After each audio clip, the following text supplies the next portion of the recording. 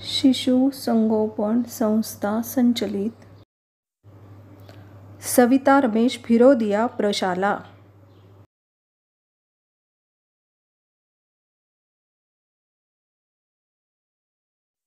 इयत्ता दुसरी। विषय बालभारती।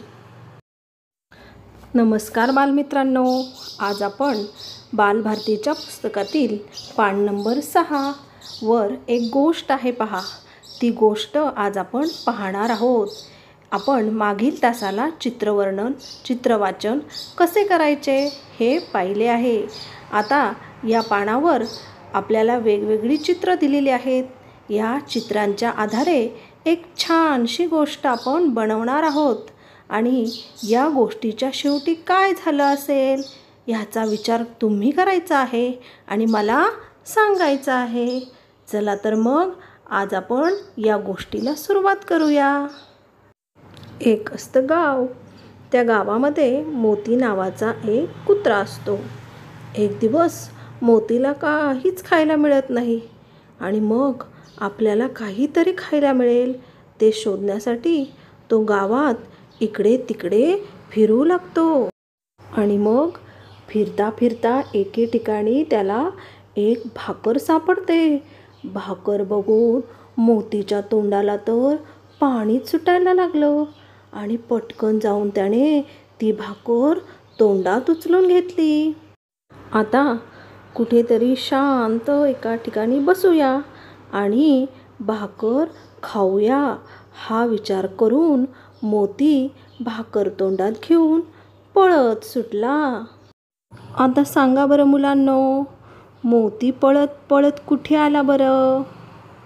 बरोबर, मोती पळत पळत नदीवर एक पूल होता ना, त्या पुलावर येऊन थांबला।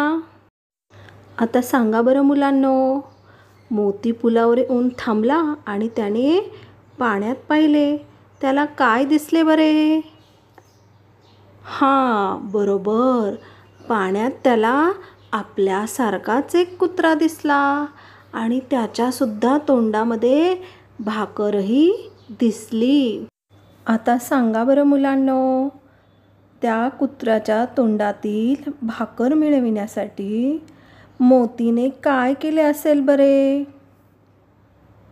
हां, बरोबर, मोती जोरजोरात भुंकायला लागला आणि काय झाले मुलांनो, भुंकण्यासाठी जेव्हा मोतीने तोंड उघडले तेव्हा मोतीच्या तोंडातील भाकर पाण्यात पडली आणि पाण्यातील कुत्रासुद्धा नाहीसा झाला।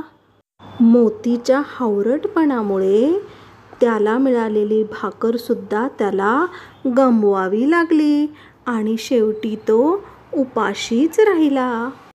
बरं का मुलांनो, या गोष्टीवरून आपण एक बोध घ्यायचा आहे की आपल्याला जे मिळाले आहे त्यात आपण समाधानीच राहायचे, हावरटपणा करायचा नाही आणि हावरटपणा जर केला तर आपलीसुद्धा मोतीसारखीच फजिती होईल।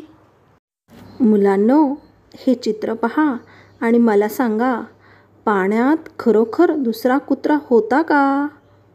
नाही, तर मोतीचेच प्रतिबिंब पाण्यात दिसत होते। धन्यवाद बालमित्रांनो।